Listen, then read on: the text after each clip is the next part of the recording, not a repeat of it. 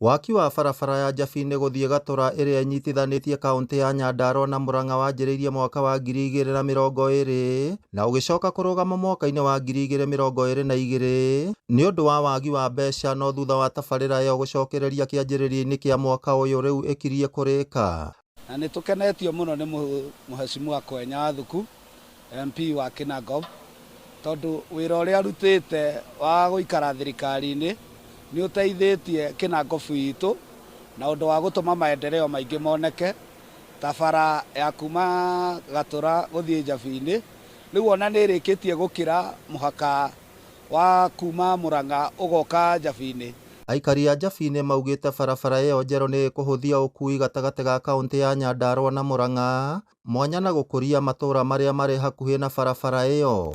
Nĩkĩo tũracokia ngatho kwĩ Mheshimiwa Kwenya tondũ tarĩu ũgũri witũ wa ng'ombe mwena wa Kinangop kuma ng'ombe gũkũ gũtwara Murang'a iria igeragĩra njĩra ĩno igĩthiĩ Nyĩrĩ igathiĩ ona mwena wa Embu nĩ tũrĩgĩaga na shortcut nguhĩ mũno, ngari citũ igakoragwo nacio ci njega nĩ tondũ wa bara gũkorwo ĩ njega.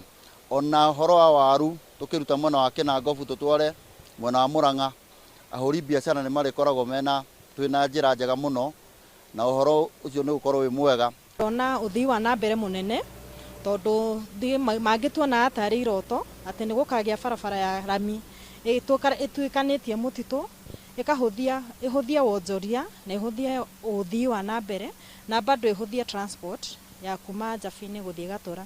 Ona thogora wa mĩgũnda nĩ wĩrĩgĩrĩirwo kwambatĩra wona waki wa barabara ĩyo warĩka. Ĩno arĩ ĩmwe ya barabara kĩheri cia Mau iria thirikari ĩkoretwo ĩgĩaka gĩtarũ-inĩ gĩa gatagatĩ na ĩrĩa mũmbunge wa Kinangop Kwenya Wathuku akoretwo agĩthingata thirikari mũno ĩrĩkie. No rĩu nĩ ũndũ wa Mheshimiwa witũ Kwenya Wathuku tondũ nĩ ahotete kũhang'a barabara citũ nĩ ihotete gũthondekwo kuma icagi-inĩ igoka taũni.